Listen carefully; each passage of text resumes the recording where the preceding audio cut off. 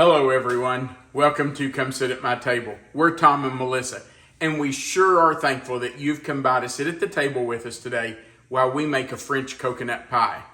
This is such a simple pie to make, but it is absolutely delicious. We're going to make it even more simple because we're going to use a store-bought crust for our pie. There's nothing wrong with using convenience products when we need to. Now, if you want to make your own homemade crust, you can certainly do that, and I know it will be wonderful. But today, we're in a little bit of a hurry, so we're going to use a store-bought crust. Let's talk about what we're going to use. Oh, wait a minute, I forgot to tell you. If you have a copy of our cookbook, this recipe is on page 320. It's right over here, French coconut pie. If you want to grab your cookbook and turn to page 320, you can follow along while we make this pie. All right, now let's talk about what we're going to use to make our French coconut pie. We're going to start with 1.5 cups of sugar. Then we're going to use 2 tablespoons of self-rising flour. You do want to make sure that it is self-rising. Then the next ingredient is 1 cup of whole buttermilk. Now, you can see there that it says whole buttermilk, and I know that some of you have mentioned that you can't find whole buttermilk. If you can't, you can just use whole milk and stir 1 tablespoon of lemon juice or vinegar into that whole milk. Let it sit for about 10 to 15 minutes. It will curdle that milk and you'll have buttermilk. So if you can find whole buttermilk, I recommend you getting it, but if you can't, just use whole milk and some lemon juice or some vinegar. All right, the next thing we're going to use is 3 eggs, and we are going to beat those lightly before we put them in. Then we need 6 tablespoons of butter, and we are going to melt that right before we put it in. Then we need 1 teaspoon of coconut extract or coconut flavoring and 1/2 teaspoon of vanilla. Now I'm using this vanilla paste. One of our wonderful subscribers sent that to us, and so I've been using that, and I'm just about out of it. But anyway, that's what I'm using today. If you don't have vanilla bean paste, you can use regular vanilla extract, the exact same amount, 1/2 teaspoon, and it will work the same. Then we need 1 cup of sweetened coconut flakes, and you need a pie crust. You can either make your own, or you can use a store-bought crust. I really do like these Great Value 9-inch pie crust. For years, I used the Pillsbury pie crust, and they're great. But these from Great Value are just a little bit larger. They're a little bit thicker, so I feel like they're a little more substantial, and that's what I've started using. I think it was one of our subscribers that kind of clued us into that. It absolutely was. We had a subscriber that said, if you've never tried the Great Value pie crust, you need to try them because I like them better. So I tried it, and they were right. I do think they are better. So the first thing we need to do is get our pie crust into our pie plate. So I'm just going to take my crust out. Now I have floured my surface here. I've got this mat. If you don't have a mat, that's okay. You can do it right on your counter or on a cutting board or whatever you have. But if you want this mat, you can order that. Melissa will put a link down in the description box below the video if you want to order it. I absolutely love mine. We use it all the time. So that's up to you. Put the link right on the video. You're going to put a link on the video. Okay. Yeah. So she will put a link there for you. I'm just going to dust the top and the bottom of my crust a little bit just because we don't want it to stick to the rolling pin as I roll it out.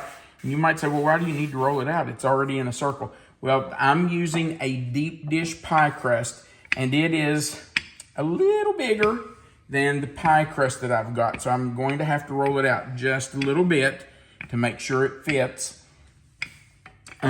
This pie plate, this pie dish, is a deep dish. And while we're talking about that, I do want to tell you that you can make one deep dish pie with this recipe. If you don't want to use a deep dish and you want to use just a regular pie plate, this filling actually makes two. So if you're not going to use a deep dish, you can use 2 regular pie crusts. Now I have already sprayed my pie plate so that it's ready. Let's see if this is enough or if I need to roll it out some more. I think that's going to do it.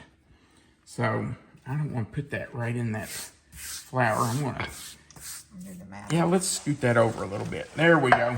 Good deal. So I'm just going to take my pie crust and fit it down in here. Now I know those of you who've been around the whole time we've had this channel, which is getting close to what, 2.5 years, Melissa? I know, it's incredible. It's crazy. Well, anyway, you've seen me do pie crust. You probably are thinking, oh heavens, he's surely not going to show us that again. But, you know, there may be some new cooks on here. Or new subscribers. New subscribers. And so I am going to do this. Now, you don't ever want to stretch your crust. You want to roll it out to the size you need and then just let it fall down into the corners. You don't want to stretch it down in there, because if you do, then that dough has a tendency to want to come back to its original size. And we don't want it shrinking while we're baking it. So don't ever stretch it. Just let it fall right down into those corners. Then you can finish the edges the way you want to. That's entirely up to you. You can crimp them with a fork. You can use your fingers. You can do it the way you want. But you're not going to poke holes in your pie. I am not poking holes in the bottom of my crust. I don't ever do that. I don't like poking holes in my crust because I feel like it makes the bottom of my crust soggy. So I just don't do that. If you want to, you can. That would be entirely up to you. But I just don't do it. Okay, I'm just going to go around the edges and kind of crimp this with my fingers. And by the way, I am going to use a pie shield around the edges of the crust just to keep them from getting too brown or too burned during the baking process. If you have a little bit of extra crust, you can just fold it under as you're crimping. That works just fine. There's no reason to cut it off. Just fold it under and crimp it. We don't have to be fancy with this because this is a homemade crust. Well, kind of, sort of. It is homemade. You're making it right here at home. You're crimping it. And you don't want it to look perfect. You don't want it to look like it came out of a factory. You want it to look like you made it. So, okay, there's our crust. Now, we're just going to put our sugar and our flour in a bowl together. And I'm going to whisk those. Let's get all that out of there. We're going to whisk those together before we add everything else. And that's all it takes right there. Just a little bit of whisking just to incorporate those two. Now, well, I just made a mess with flour. We're going to add our buttermilk. I should have beaten my eggs before I did that, but I didn't, and it will be fine. So I'm going to scrape all of that buttermilk out of there. We want that all in there. Get out of there. Come to the party. Okay. Now I'm going to beat my eggs just a little bit. I'm going to take these out and put them all in this bowl.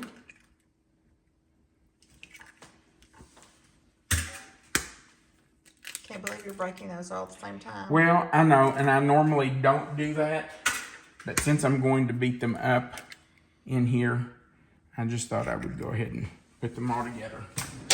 And I'm just going to take a fork and lightly beat those before I add them in.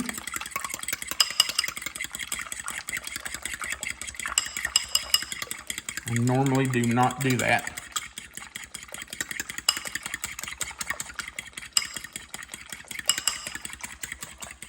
All right, let's just put our eggs right in with our sugar flour and buttermilk. We have to melt our butter. I'm going to stick that in. And we will add our flavorings while we're waiting on that to melt. So we're doing 1/2 teaspoon, no, 1 teaspoon, let's see. It's 1 teaspoon of coconut, isn't it? Let me look. Yes, it's 1 teaspoon. I had those backwards. It's 1 teaspoon of coconut. So put 2 of those 1/2 teaspoons in. And 1/2 teaspoon of vanilla.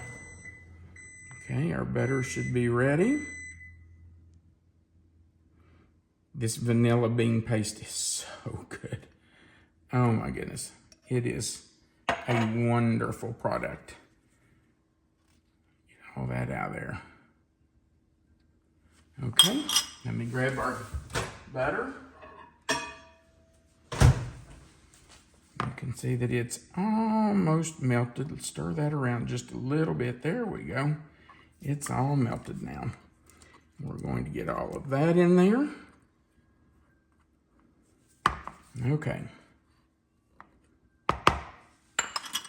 And now we're just going to whisk this all together and make sure it's combined really well before we add our coconut.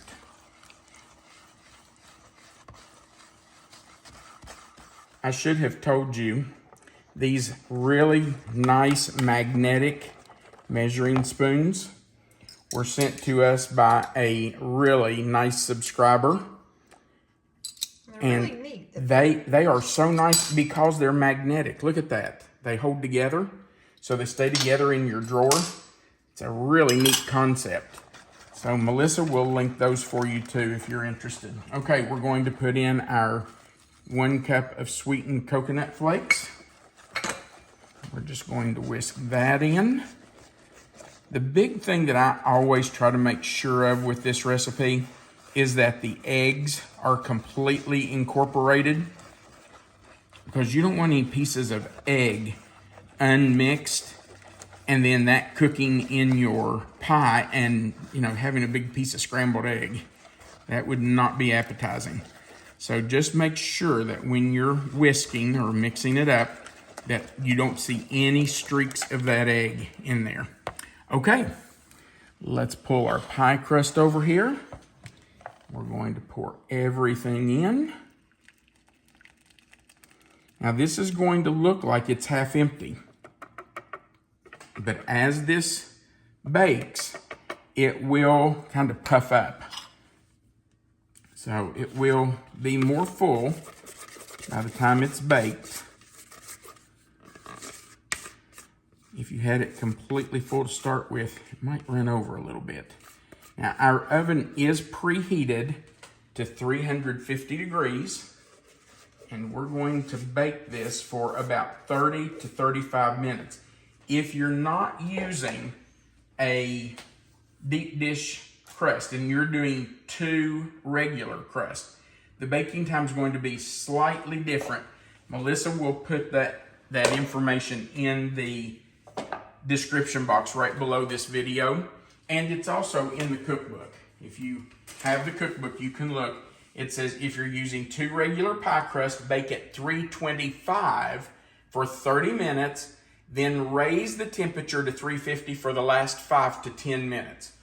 So that's in the cookbook, and Melissa will put those directions in the description box right below this recipe. Okay, so I am going to cover the edges of my pie so the crust doesn't burn, and we're going into the oven for about 30 to 35 minutes. I'll probably start checking it at about 25 minutes, but it won't take more than 30 to 35. All right, our pie is out of the oven. You can see that it has puffed up nicely. We have to let it cool completely before we cut it. And while it's cooling, it will settle down just a little. It won't be as high, but that looks really good. Now, also I want to tell you, Melissa, if you can get in here close, I want to show them. This is what your pie should look like when you shake it. You can see it just is barely moving. There's no place in the middle where it's liquidy, where it's really loose. You can tell it's done. It is just a little jiggly all over, and that's what you're looking for. You're going to have to watch the pie and know your oven. It may take a little less or a little more. Actually, mine took a little longer than I was expecting today. I'm not sure why. I've made this pie many times and I've never baked it more than about 35 minutes. Today it took probably 42 minutes, something like that. You'll just have to watch it and know your oven. All right, we're gonna let it cool completely before we cut it. I've waited just about as long as I can wait. I have to have a piece of this pie. It's still a little warm on the bottom. Yum. So let's just cut a slice.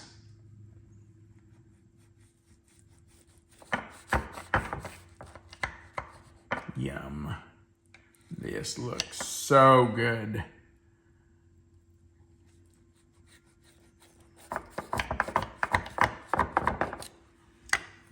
All right, babe. Here we go. Look what a nice looking piece of pie that is. Very pretty. Mm-hmm. It really does look nice. All right. Are we ready for Sure. a taste test? Who wants to go first? Well, I think that's just my designated job. It is. All right, babe. Here you go. Wasn't much of a princess bite, was it? That's delicious. And I really like it warm, too. Wow. You all, that is so good. So, so good. And so simple. You know, if you've got family coming over, friends coming, it's such an easy, quick pie to whip up. Feels very springy to me, too. I really like Pie's that. good anytime. But yeah, you know what would make it even more springy? If we put a little bit of lemon in it. Yes, that you could do that. Lemon and coconut. I've never done that. I've always just used coconut and a little bit of vanilla. But I think lemon, just a little bit of lemon would be good in there. That's all right. delicious. Thank you so much for watching our video. We do appreciate it. We would appreciate you going right below the video and clicking that thumbs up. That's the like button. And if you haven't before, we invite you to click that subscribe button that's right below the video. There's a little notification bell beside of that subscribe button, and then the word all. If you'll click those, YouTube will send you a notification every time we put up a new video. We would appreciate you doing that. Right below the video, there's a description box. You'll see where it says French coconut pie. If you click anywhere in that box, it will expand. You'll see the written recipe there. Now, it won't show the whole recipe unless you click that little word under it that says more. Right under the recipe, you'll see more. If you click it, that will show you the whole recipe. Under that recipe, you'll find our contact information, our P.O. box, our mailing address, if you'd like to have that. And then under that is a link to the Amazon page where you can purchase our cookbook. And this recipe is right there on page 320. Our cookbook does have over 400 recipes in it. And these are 400, I started to say of my favorite recipes, but honestly, I've probably got 10 times that many more that are all my favorites. So if you want a copy of our cookbook, feel free to go to the Amazon page and order that. We do appreciate you being here. Right at the bottom of the page, there's a place where you can leave us a comment. We love reading your comments. So we sure would appreciate you going down there and just leaving us a quick comment. We'd love to hear from you. We do appreciate you being here. And we want you to remember that you are always welcome to come sit at my table. Have a great day.